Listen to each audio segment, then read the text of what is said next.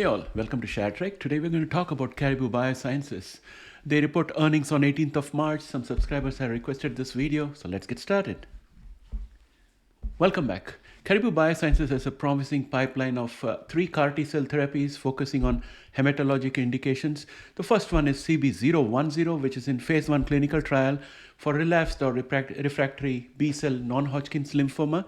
It's an allogenic CD19 targeting CAR T therapy. Noteworthy edits include TCR knockout to prevent docking with MHC1 and PD1 knockout to avoid T-cell exhaustion.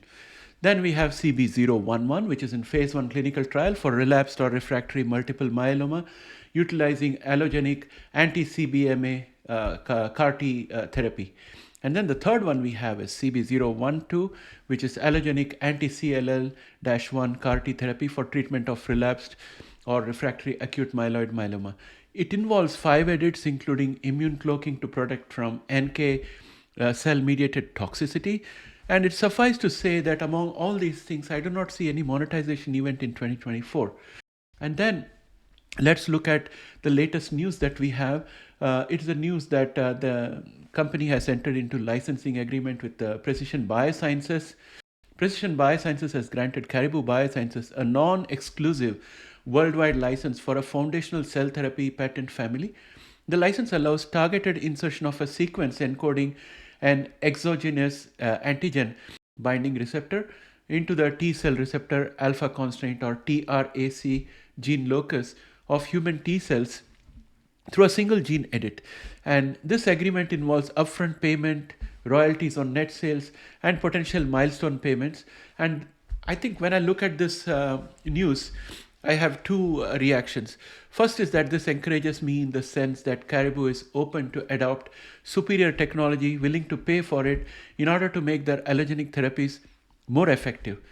And here is a look at the Arcus platform from Precision Bio. This is from the website of Precision Bio. You can see in this diagram it's not a single DNA. They're just showing the various steps in which Arcus gene editing platform works. This is from a paper published in the website. So if you are technically inclined and if you understand these technologies, you can always go in and read this document and you'll get a very clear understanding. The biggest problem for allogenic therapies is graft versus host disease, the ability to cloak and hide the modified CAR T cell from the human immune system, which consists of natural killer cells. It consists of CAR T cells and other immune cells. And therefore, an investment in Arcus platform, I think, is probably to hedge their bets to make sure that their allogenic CAR T therapy is able to evade the immune system, persist longer, and is able to be more vigorous in its response. Now, next, I would like to move on to the Q4 earnings, which are due on 18th of March. This is for Q4 2023, and the expectation is that EPS would be negative 0.368 and revenue would be 3.954 million for the last quarter. The earnings release, as I said, is scheduled for March 18th, 2024. I'll just like to do a brief recap of their previous performance so that you get a context. And I would say that in their Q3 2023 earnings, the highlights were that they completed a 134.4 million follow-on financing through public offering. So that's another 134 million into their cash balance. And they received a 25 million investment from Pfizer. And they had cash and cash equivalents and marketable securities totaling 396.7 million as of September 30, 2023. This doesn't seem much when you look at CRISPR Therapeutics with 1.9 billion. But again, their pipeline is also narrow. They are very, very focused. And I think they are also very tight in running their expenses. So this should do well. And the licensing and collaboration revenue reached 23.7 million, primarily from AbbVie collaboration and license termination. And then we had research and development expenses, which increased to 28.6 million due to pipeline program advancement.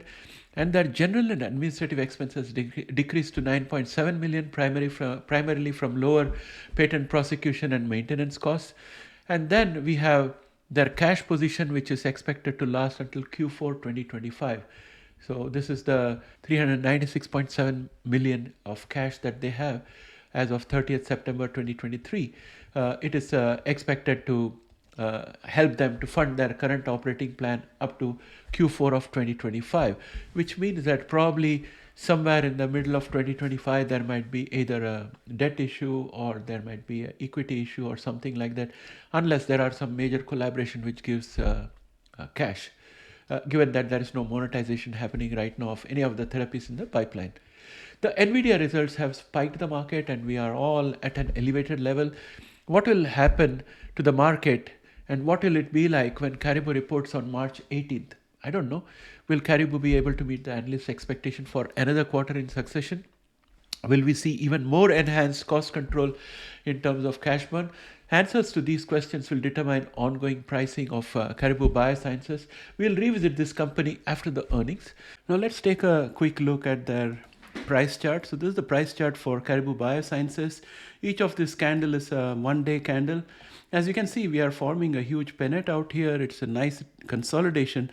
Typically when this happens on a bull channel like it's happening right now, this is a precursor to real growth.